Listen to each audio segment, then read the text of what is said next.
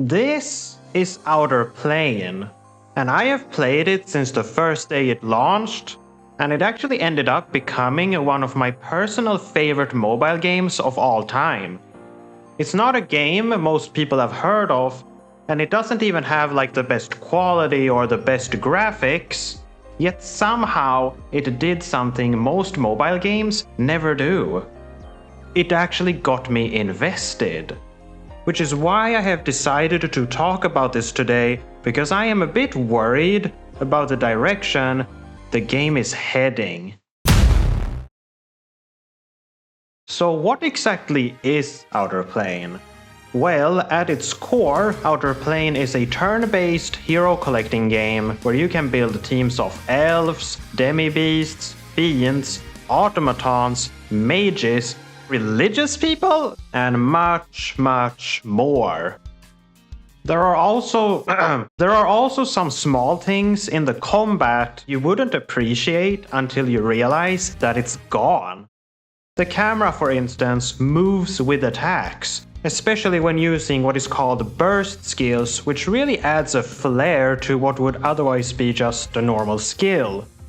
Now I know that doesn't sound much, but it's these small things that makes the combat feel so much more alive compared to similar type of mobile games. But the thing that really surprised me wasn't actually the combat itself, it was the world of Outer Plane. Vengeance is who you are. Okay, so let's talk about the story. Which of course has a main protagonist called Kay. He's an Earthling who gets summoned to another world called Mirsha. Am I saying that right? Like Mirsha, or is it like Mersha? I don't know, I'm going with Mirsha, okay? Anyway, he's summoned there by a princess who needs his help. She believes that he's the hero who can save her world. You know, Mirsha. And yeah, I know this sounds like the beginning of a typical hero's journey, right? But unfortunately for Hero K, that isn't what this story is about. He instead gets brutally betrayed by the princess, who literally stabs him in the back and then uses him as a sacrifice in order to obtain more power. Yeesh. Luckily though, our hero K does not go down that easily, because he is brought back to life thanks to an automaton named Ava, who manages to rebuild his entire body with what is called artificially synthesized organic materials. That's a mouthful. Anyway, you could say that K is built different because of this. And from there, a revenge story begins. The only thing Kay wants now is for the princess to be dead. But please help us! We're being chased! What would you like to do? We don't stick our necks out for strangers. That's not the only piece of Kay's story that makes Outer Plane so interesting. Because you see, Kay isn't actually from our Earth. He's from a version of Earth that has been overrun by a parasitic invasion by aliens called Irregulars, and they use humans as hosts, hiding among them and manipulating them, and basically turning ordinary people into threats without you really knowing it until it's too late. So the parasite basically turned trust into a weakness. And Kay comes from a world like that. So being betrayed by the princess wasn't just tragic, it was a reminder of the nightmare he thought he had escaped. So yeah, it's pretty messed up, isn't it? But Kay isn't the only outsider in Mirsha. Because as the story goes on, Kay actually meets other Earthlings, but it turns out that they come from an entirely different version of Earth compared to his. That's right, Outer Plane dabbles with multiple universes. Like for instance, there's a version of Earth where there are like soul slayers who battle demons. Like sexy demons. Okay, anyway. This is where Outer Plane's world building started to really catch my attention, because Mirsha isn't just another fantasy world, it's a place where people from completely different realities end up crossing paths. And the potential this has for storytelling genuinely fascinated me. I didn't actually know any of this when I first started playing Outer Plane. In fact, I did what I imagine a lot of mobile gamers tend to do. I skipped the story. But see, that would all change after I had beaten the first main story on normal mode. Dozing off again, you brat! Oh, you don't have any manners, do you? Why, you... Ah, stop it! So like most mobile games, Outer Plane has a normal mode and a hard mode. So naturally, after finishing normal mode, I assumed the story was over. I mean, hard mode would just make the enemies hit harder, right? Well, that's when something strange happened. The story continued. At first, I was confused because suddenly there was like more dialogue. But it wasn't exactly a joyful continuation. Kay was apparently depressed, and it seemed like the other characters were actually looking for him. They were worried about him. But why? Isn't beating the final boss of the first story supposed to be like a success? A happy ending? What happened? I had to know more. And that's when I saw it. Another beginning. Suddenly, we were at the starting area, but Kay seemed confused. And that's when it hit me. Hard mode wasn't repeating the story. This was the next chapter. That's right, Kay had gone back in time because something clearly went wrong in the story of the normal mode, and now he had a chance to change it. This was the first time I had seen a game use hard mode to continue its story. And honestly, it was absolutely brilliant. This twist completely changed how I looked at the game, because now I actually wanted to go back and see what happened at the end of normal mode. Like, I started to care about the story, and I wanted to know what happened to the characters. Outer Plane had gone from being just a fun mobile game to something I was genuinely invested in.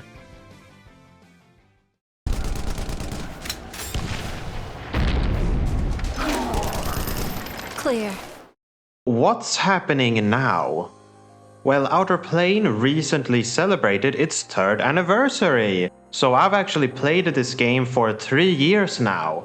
And normally that would be something worth celebrating. But let's just say that instead I started to wonder if Outer Plane was losing sight of what made it special in the first place. Maybe I should just quit and switch careers.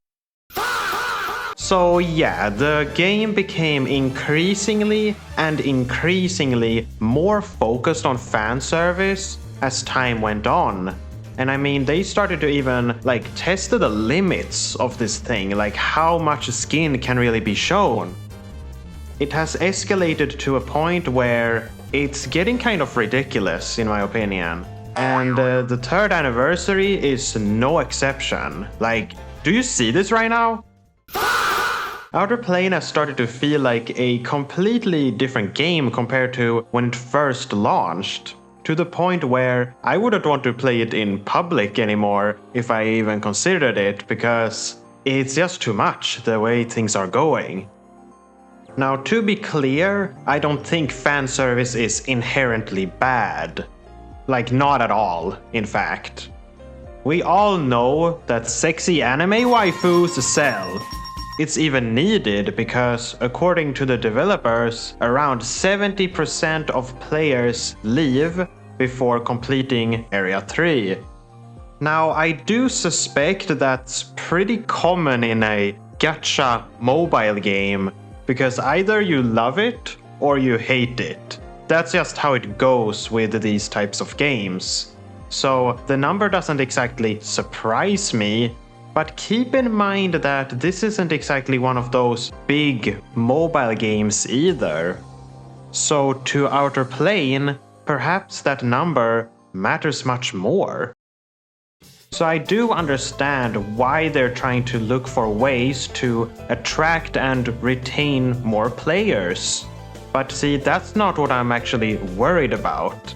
My concern is when the fan service stops being a part of the game and instead starts becoming the identity of the game. Vengeance is who I am. You came, Brother K. About 3 months ago, the developers released a roadmap video for Outer Plane, and overall, the roadmap was actually pretty exciting.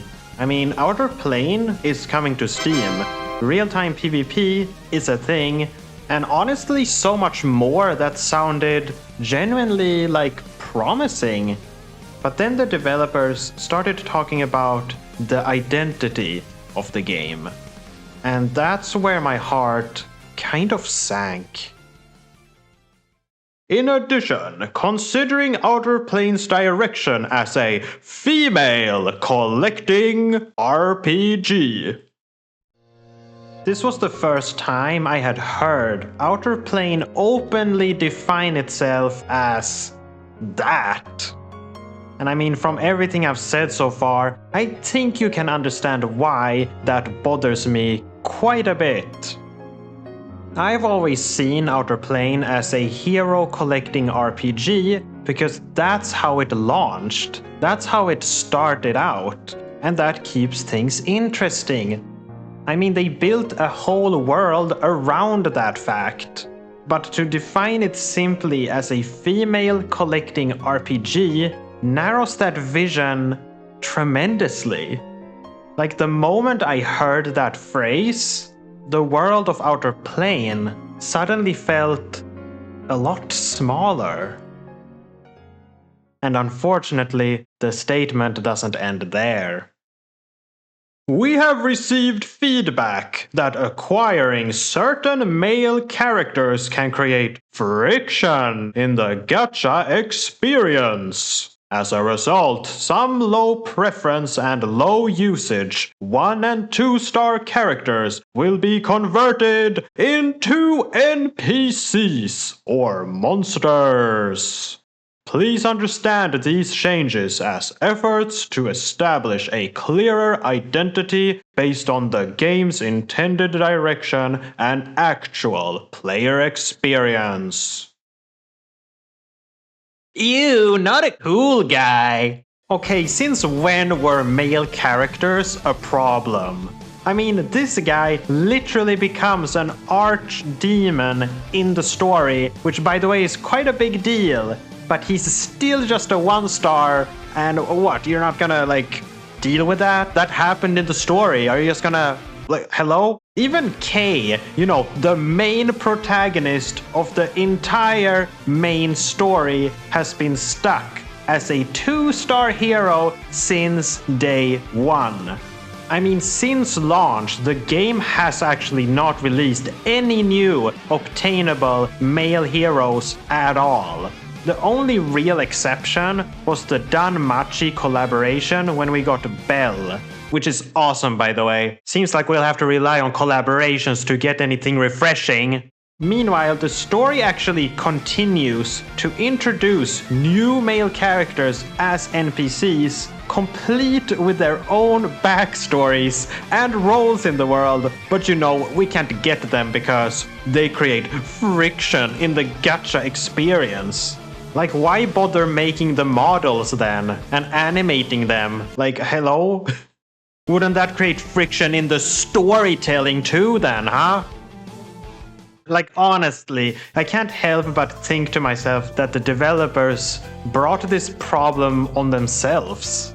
Because if characters aren't allowed to stay relevant, of course players aren't going to be excited about pulling them. But I'm not sitting here demanding more male characters, because it's not like every game needs a perfectly balanced cast.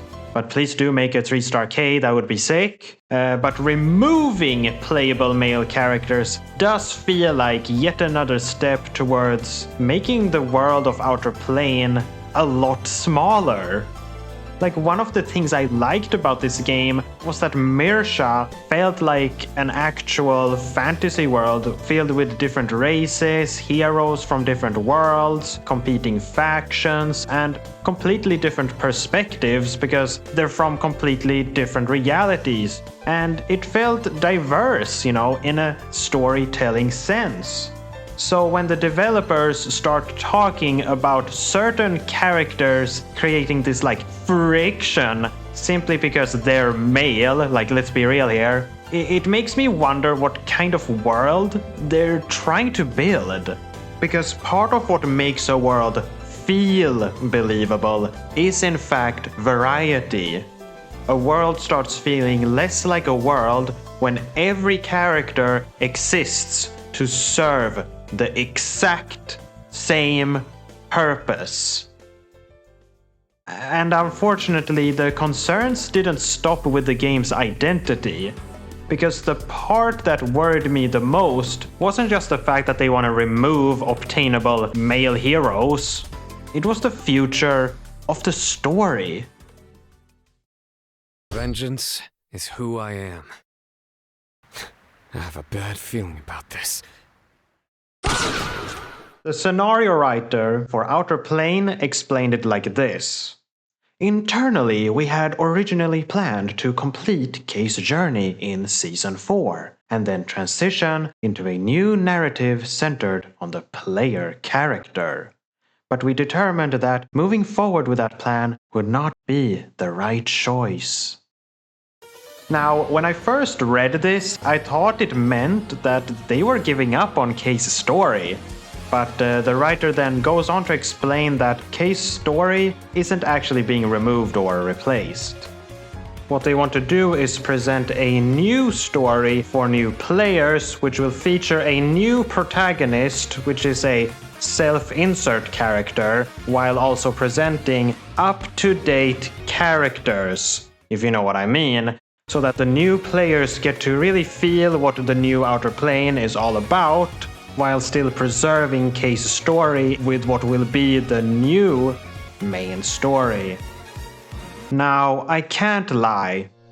This does feel a little bad, but when you really think about it, they're not actually abandoning Kay's story. In fact, they specifically acknowledge that many players have become attached to Kay's journey and plan to preserve it in parallel with the new main story.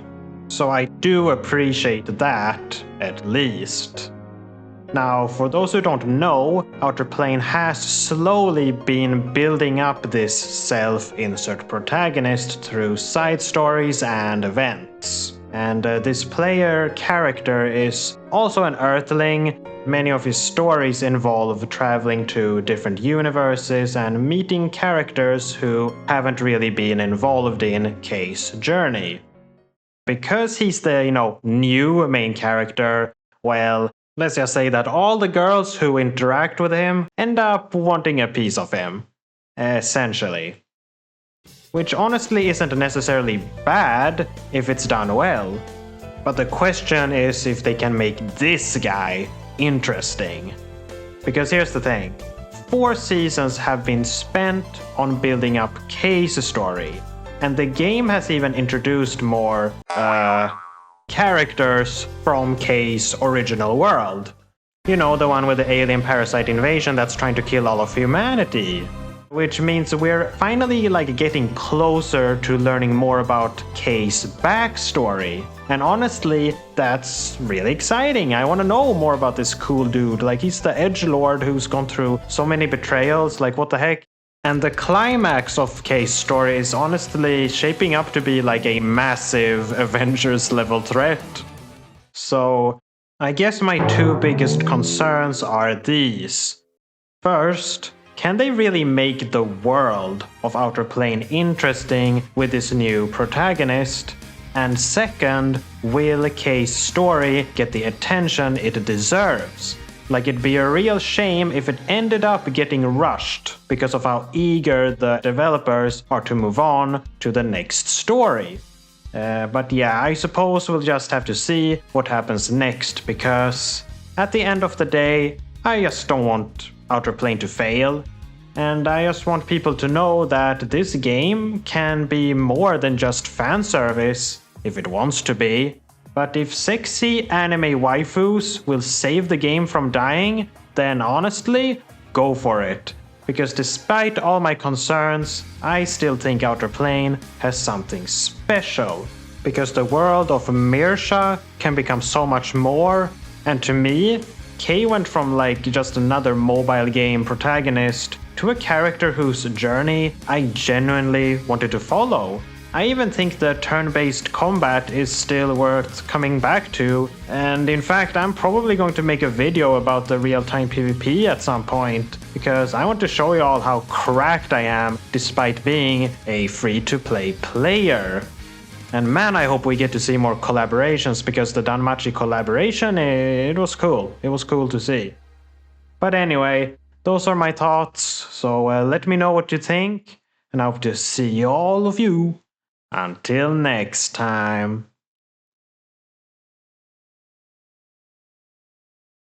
Our lovely sister Notia is here as well. Your Holiness? Stop!